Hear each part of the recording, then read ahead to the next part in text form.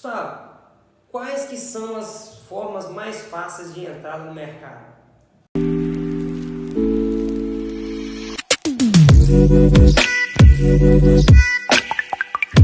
As obras particulares, eu diria que dão poucas chances de entrada porque o valor agregado é baixo, dependendo do padrão que você conhece. Por exemplo, eu não conhecia gente de poder aquisitivo alto. Eu vim de família muito pobre, vim da roça, vim de família muito pobre, então eu não conhecia ninguém de poder aquisitivo alto. Eu não conheci ninguém que pudesse pagar uma consultora para fazer uma obra na casa dela, nem um empreiteiro, um pedreirinho ali e tal, e só. Então esse era o tipo de gente que eu conhecia. Obra particular, para mim, com a consultora, pouco provável de conseguir executar. Inclusive não conheci gente também que tinha essa cultura também. Então, entrei em algumas estações, dei um preço um pouco mais abaixo, procurei setores, órgãos que tinham uma exigência menor, porque aí ainda tem outra coisa. Para você fazer uma obra pública, você tem outro impedimento. Exige uma qualificação técnica do profissional, do engenheiro. Você não está começando, você não tem nem equipe ainda, como é que você vai contratar um engenheiro com experiência? Aí, por exemplo, se você já é um engenheiro e tem muita experiência, tudo bem. Já tem várias CAT, etc. Já tem vários atestados técnicos, aí beleza, resolve. Mas se não, como que você vai provar a experiência se você não tem? Fica complicado, é tenso.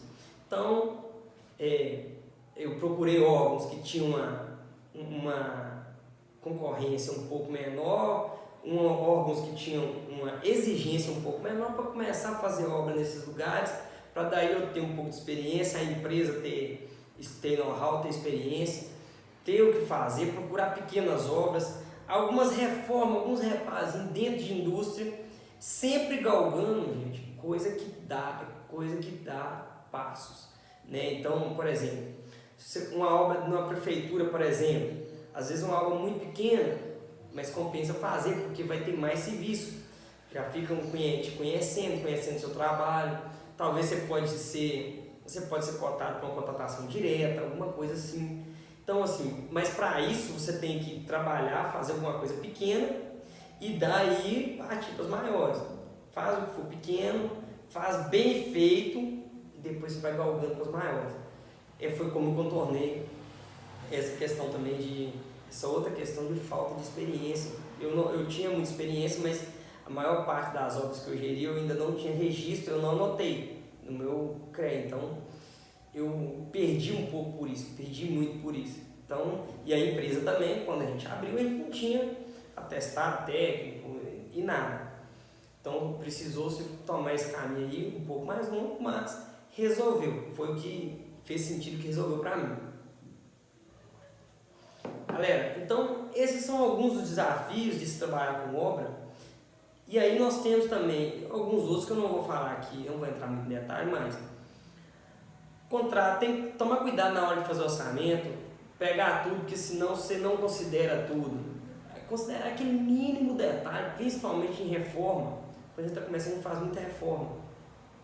Então, o mínimo do mínimo ali, anotar tudo, levar tudo na ponta do lápis, saber como faz uma planilha orçamentária bem feita, saber os coeficientes, o que é um BDI bem montado, quanto que você vai pagar de imposto e etc, para você não tomar prejuízo. Se resguardar muito quanto à questão trabalhista, quanto à questão jurídica, contábil, então várias outras questões que são comuns. Os casos que eu citei e expliquei é porque esses casos são de fato específicos de uma construtora. Galera, espero ter merecido mais uma vez o tempo. Aquele forte abraço, beijo no coração e até a próxima.